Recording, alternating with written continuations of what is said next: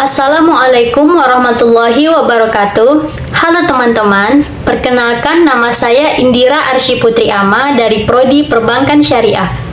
Di video kali ini, saya akan menyampaikan presentasi materi tentang ruang lingkup ilmu ekonomi, mata kuliah pengantar ilmu ekonomi. Langsung saja kita masuk ke materi yang pertama, yaitu pengertian dari ilmu ekonomi. Menurut Profesor P.A. Samuelson, menyatakan ilmu ekonomi adalah suatu studi bagaimana orang-orang dan masyarakat membuat pilihan dengan atau tanpa menggunakan uang, dengan menggunakan sumber daya yang terbatas, tetapi dapat dipergunakan dalam berbagai cara untuk menghasilkan berbagai jenis barang dan jasa dan mendistribusikannya untuk keperluan konsumsi sekarang dan di masa datang kepada berbagai orang dan golongan masyarakat. Yang kedua, pernyataan dari Albert Meyers, yaitu sesuatu ilmu pengetahuan yang mempersoalkan kebutuhan serta sebagai pemuas akan kebutuhan manusia tersebut. Yang ketiga, pernyataan dari Jacob Wiener, yaitu sebagai suatu tindakan apa yang bisa dilaksanakan oleh pelaksana ekonomi ataupun ahli ekonomi. Secara global, maka bisa dikatakan ilmu ekonomi yaitu sesuatu ilmu yang di dalamnya mempelajari bagaimanakah usaha manusia akan bertingkah laku untuk mencukupi segala keperluannya dengan pilihan sumber dayanya yang bersifat sangat terbatas dan tidak sebanding dengan kebutuhan yang pastinya tidak terbatas. Masuk ke materi yang kedua, yaitu masalah-masalah perniagaan atau perekonomian. Masalah utama perilaku ekonomi yaitu kebutuhan-kebutuhan manusia atau need, serta sarana pemuasnya yaitu berupa berbagai jasa maupun berbagai barang. Secara luas, kebutuhan ini dipengaruhi dengan berbagai unsur, diantaranya lingkungan sekitar serta tradisi yang ada. Pengelompokan akan kebutuhan manusia yaitu yang pertama, kebutuhan basic atau pokok, yaitu kebutuhan yang harus selalu terpenuhi serta sangat mendasar dalam kehidupannya, yaitu kebutuhan pakaian, kebutuhan makanan, dan kebutuhan tempat tinggal. Yang kedua, kebutuhan pekerjaan, yaitu segala pekerjaan atau peralatan yang diperlukan dalam proses menghasilkan jasa serta barang. Kebutuhan kepribadian seseorang, yaitu berupa pengakuan yang diberikan orang lain terhadap diri orang tersebut sebagai contoh tingkatan pendidikan, status sosial, dan lainnya. Masalah-masalah ekonomi terdiri dari dua masalah. Yang pertama, masalah ekonomi klasik. Masalah ekonomi klasik terbagi menjadi tiga. Yang pertama, masalah produksi, tentang bagaimana cara untuk metode teknik memproduksi jasa serta barang yang akan dijual. Yang kedua, masalah distribusi. Masalah tentang bagaimana caranya supaya barang hasil produksi tersebut bisa diterima oleh pembeli. Yang ketiga adalah masalah konsumsi. Masalah tentang apakah jasa atau barang yang diproduksi memang dibutuhkan oleh pembeli. Masalah yang kedua adalah masalah ekonomi modern. Masalah ekonomi modern ini terbagi menjadi tiga, misal apa dan berapa. Masalah tentang jenis dan seberapa banyak kuantitas atau jumlah yang akan diproduksi. Yang kedua, bagaimana? Masalah tentang cara atau metode jasa serta barang yang akan dihasilkan. Yang ketiga, bagaimana sumber daya, kuantitas dan kualitas yang akan memproduksi. Dan yang keempat, untuk siapa target market atau pangan pasarnya. Materi yang ketiga yaitu barang serta jasa. Yang dimaksud dengan barang adalah hasil produksi yang fisiknya atau wujudnya bisa dilihat konkret, yang dapat memenuhi kebutuhan produsen maupun pembeli. Yang dimaksud dengan jasa adalah hasil produksi yang tak terwujud atau sifat fisik atau abstrak, yang dapat memenuhi kebutuhan pembeli. Contoh jasa adalah seorang guru, dosen, dokter, pengacara, bengkel, dan sebagainya. Untuk mengatasi keterbatasan sumber daya yang tersedia, maka produsen atau pengusaha dalam melakukan kegiatan ekonomi harus memperhatikan skala prioritas, yaitu pemilihan barang dan jasa sesuai dengan kebutuhan. Materi yang keempat adalah ekonomi goods atau komoditas ekonomi.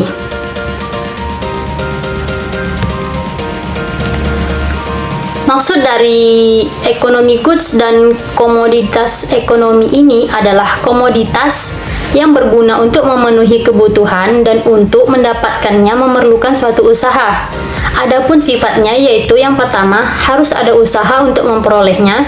Yang kedua, memiliki nilai kegunaan. Yang ketiga, bisa ditukar atau dipindahkan. Yang keempat, memiliki price. Yang kelima, jumlah pun terbatas. Contoh barang ekonomis adalah rumah, atau untuk mendapatkan rumah, kita harus mengeluarkan uang untuk proses pembelian atau sewanya. Makanan, kendaraan transportasi, untuk mendapatkan makanan kita juga harus mengeluarkan uang untuk proses pembelian dan sebagainya. Maksud dari free goods adalah komoditas yang tidak memerlukan usaha dan tindakan perjuangan untuk memperolehnya. Ketersediaan jumlahnya banyak, lebih besar daripada kebutuhannya. Sifatnya yaitu, yang pertama tidak memiliki price di market atau pasar. Yang kedua sangat mudah didapatkan. Contohnya ialah sinar matahari, air lautan, air sungai, udara, dan sebagainya. Materi selanjutnya adalah barang akhir, barang modal, dan barang antara. Yang pertama, komoditas atau barang akhir adalah komoditas hasil produksi kegiatan ekonomi yang dapat memuaskan kebutuhan masyarakat. Barang akhir terdiri dari dua bagian, yaitu barang tahan lama, misal kursi, lemari, buku, dan barang tidak tahan lama, misalnya makanan, sayuran, dan minuman. Yang kedua, komoditas atau barang modal ialah sebagai hasil produksi yang penggunaannya untuk menghasilkan barang-barang lain sebagai salah satu sumber daya. Contoh barang modal adalah mesin pemotong, mesin penggiling, mesin bor. Yang ketiga, barang antara adalah barang yang belum dapat langsung dikonsumsi atau digunakan dan harus memerlukan proses lagi sebelum dapat digunakan. Contohnya adalah besi, baja, dan semen. Materi selanjutnya, mengapa kita harus belajar ilmu ekonomi? Manfaat dari ilmu ekonomi, manfaat dari kita mempelajari ilmu ekonomi adalah yang pertama, membantu dan mengembalikan keputusan atau making decision sehingga kegiatan yang dilakukan efektif dan efisien. Yang kedua, dengan ilmu ekonomi kita dapat memahami kegiatan-kegiatan ekonomi. Yang ketiga, dengan ilmu ekonomi kita dapat memahami masalah-masalah internasional, kegiatan ekspor-impor, harga minyak dunia, nilai kurs, dan lain-lain. Yang keempat, membantu menjadi pelaku ekonomi atau pemilih yang kompeten dalam berbagai aspek yang berkaitan dengan kajian ekonomi. Materi selanjutnya adalah metodologi ilmu ekonomi. Berdasarkan ruang lingkupnya, keilmuan ekonomi terbagi dalam 3 bagian. Yang pertama, ekonomi deskriptif.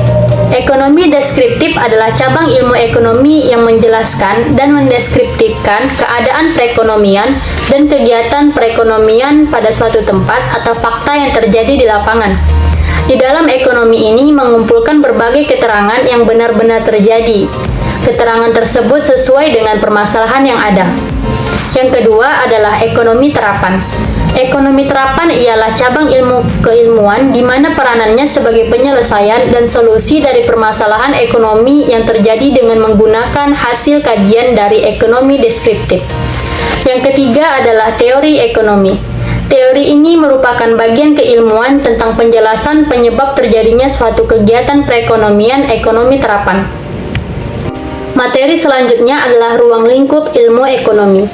Keilmuan perniagaan atau perekonomian di mana analisanya pada kelompok kecil, khusus pada analisa masing-masing rumah tangga pelaku ekonomi disebut mikroekonomi. Mikros mempunyai arti kecil. Penganalisaan berhubungan dengan permasalahan atau perniagaan perekonomian di masing-masing lingkup atau perusahaan ataupun perorangan.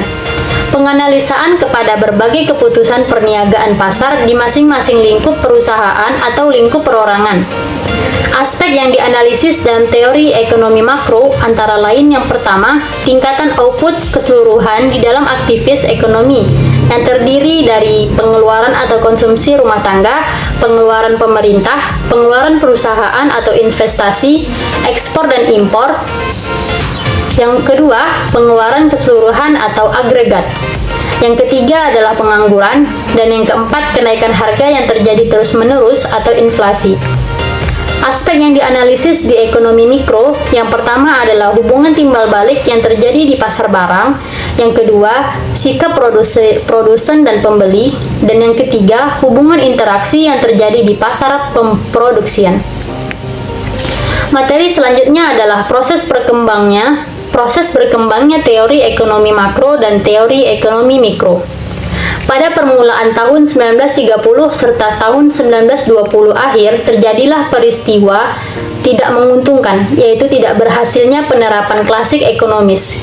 Inilah yang menjadi pembuka dalam kedepresian perekonomian, yang keyakinan bahwa mekanisme pasar dapat mengatasi semua masalah ekonomi. Bahwa proses pertukaran adalah satu-satunya cara untuk mencapai keseimbangan. Sebagai akibat dari depresi ekonomi tersebut adalah pengangguran yang semakin bertambah pasif. Adanya kegagalan tersebut memotivasi lahirnya makroekonomi, yaitu munculnya John Maynard Keynes, ahli ekonomi Inggris pada tahun 1983 sampai dengan 1946. Dengan buku Keynes, The General Theory of Employment, Interest and Money. Keynes memusatkan urgennya peran pemerintahan dalam mengatasi masalah ekonomi makro. Keynes berpendapat masalah individu yang menganggurkan akan selalu terjadi dalam perekonomian, karena pernyataan dan kenyataan di pasar akan selalu ada terjadi dalam perekonomian, yang berakibat terhadap turunnya persediaan penawaran sehingga menyebabkan melambungnya tingkat pengangguran. Sebagai solusi adalah pemerintahan harus mempunyai intervensi dalam kegiatan ekonomi. Baiklah, demikian presentasi yang saya sampaikan dalam materi ruang lingkup ilmu ekonomi. Lebih dan kurang saya mohon maaf. Assalamualaikum warahmatullahi wabarakatuh.